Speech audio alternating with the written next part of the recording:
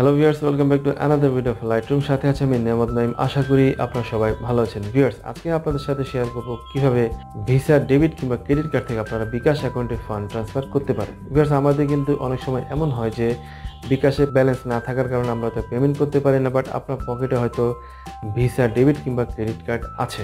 তো এমন হয় অনেক সময় আপনি সেই পেমেন্ট করতে গিয়ে সেখানে হয়তো কোনো পজ মেশিন থাকে না, অথবা আশেপাশে কোনো এটিএম বুথ থাকে না। সেই ক্ষেত্রে আপনি ভিসা, ডেবিট কিংবা ক্রেডিট কার্ড থেকে কিন্তু বিকাশ অ্যাকাউন্টে ফান্ড ট্রান্সফার করে খুব সহজেই আপনি আপনার পেমেন্ট বা ট্রানজ্যাকশনগুলো সেরে নিতে পারবেন। তো আজকের ভিডিওতে আপনাদেরকে সেই বিষয়টি দেখাবো কিভাবে আপনারা ভিসা, ডেবিট কিংবা ক্রেডিট কার্ড থেকে বিকাশ অ্যাকাউন্টে ফান্ড ট্রান্সফার করে নিতে পারবেন। তো শুরুতে ভিউয়ার্স, আপনাদেরকে অনেক ধন্যবাদ যারা আমাকে চ্যানেলটি সাবস্ক্রাইব করে উৎসাহ দিয়েছেন, সাথে রেখেছেন, এবং যারা চ্যানেলে নতুন আছেন প্লিজ চ্যানেলটি সাবস্ক্রাইব করে আপনাদের সাথে রাখবেন। পাশের বেল আইকনটি অবশ্যই হিট করে দিবেন, এতে নতুন ভিডিও আপলোড হলে আপনি সবার আগে নোটিফিকেশন পেয়ে যাবেন।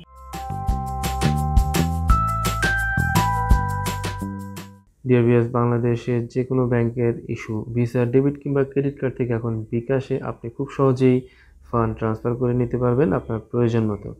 আর এর জন্য আপনাকে প্রথমে এই বিকাশ অ্যাপে লগ ইন হয়ে নিতে হবে। আমি আমার বিকাশ অ্যাপে লগ ইন হয়ে নিলেই আমরা বিকাশের এমন একটি ইন্টারফেস পেয়ে থাকি। আর এখান থেকে আপনি শুরুতেই অ্যাড মানিতে প্রেস করবেন। এখানে দুটি অপশন পাবেন। একটি অপশন হচ্ছে ব্যাংক টু বিকাশ, এটি ব্যাংক অ্যাকাউন্ট থেকে আপনি বিকাশ অ্যাকাউন্টে ফান্ড ট্রান্সফার করতে পারবেন। আর পরেরটি হচ্ছে card to bKash. Card to বিকাশে প্রেস করলে আপনি এখানে দুটি অপশন পাবেন, একটা হচ্ছে মাস্টার কার্ড, একটা হচ্ছে ভিসা কার্ড। এখানে আমরা এখন আপনাদেরকে দেখাবো কিভাবে ভিসা কার্ড থেকে আপনি ফান্ড ট্রান্সফার করবেন। তাই আপনি ভিসাতে প্রেস করবেন, এবং ভিসাতে প্রেস করলে পরে আপনি আরও দুটি অপশন পাবেন। সেখান থেকে একটা হচ্ছে আপনার অ্যাকাউন্টে ফান্ড ট্রান্সফার করবেন নাকি অন্য কোনো অ্যাকাউন্টে, বিকাশ অ্যাকাউন্টে ফান্ড ট্রান্সফার করবেন। তো আমি আমার অ্যাকাউন্টে ফান্ড ট্রান্সফার করব, তাই আমি আমার অ্যাকাউন্টটি সিলেক্ট করে আমার বিকাশ অ্যাকাউন্ট নাম্বারটি দিয়ে আমি এখন অ্যামাউন্টের ঘরে কত অ্যামাউন্ট আমি ফান্ড ট্রান্সফার করবো সেটি আমি বসাচ্ছি, এবং আপনি আপনার প্রয়োজন মতো অ্যামাউন্টটি বসাবেন। তো এখানে আমি অ্যামাউন্ট বসাচ্ছি আপনাদেরকে দেখানোর জন্য 500। দেন আপনি প্রসিড প্রেস করে দিবেন। আর প্রসিডটি প্রেস করে দিলেই আপনি আপনার যে কার্ড থেকে ফান্ড ট্রান্সফার করে আনবেন তার ডিটেল ইনপুট দেওয়ার জন্য যে অপশনটি আসবে সেখানে আপনি প্রেস করে দিবেন।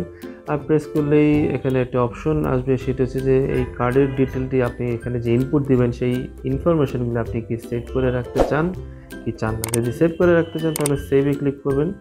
নেক্সট টাইম আপনাকে আর সেই ইনফরমেশনগুলো ইনপুট দিতে হবে না। আর যদি আপনি সেভ করে রাখতে না চান, প্রতিবার আপনি ইনফরমেশনগুলো ইনপুট দিবেন, তো সেই ক্ষেত্রে আপনি ডোন্ট সেভ প্রেস করে দিবেন। তো আমি এই ক্ষেত্রে ডোন্ট সেভ প্রেস করে দেখাচ্ছি। তারপর এই রকম একটি ইন্টারফেস আসবে, এখানে আপনি কার্ডের ডিটেল দেবেন। তো শুরুতে আপনি আপনার ভিসা কার্ড এটি সিলেক্ট করে দিবেন। দেন আপনার যেই কার্ড নাম্বার আছে সেই কার্ড নাম্বারটি এখানে ইনপুট দিবেন। তো আমার কাছে একটি ভিসা ডেবিট কার্ড আছে। এখানে কিন্তু ভিউয়ার্স ডেবিট এবং ক্রেডিট দুটি কার্ড থেকে কিন্তু আপনি ফান্ড ট্রান্সফার করে আনতে পারবেন। তো আমি এখানে আমার ডেবিট কার্ডের নাম্বারটি ইনপুট দিচ্ছি।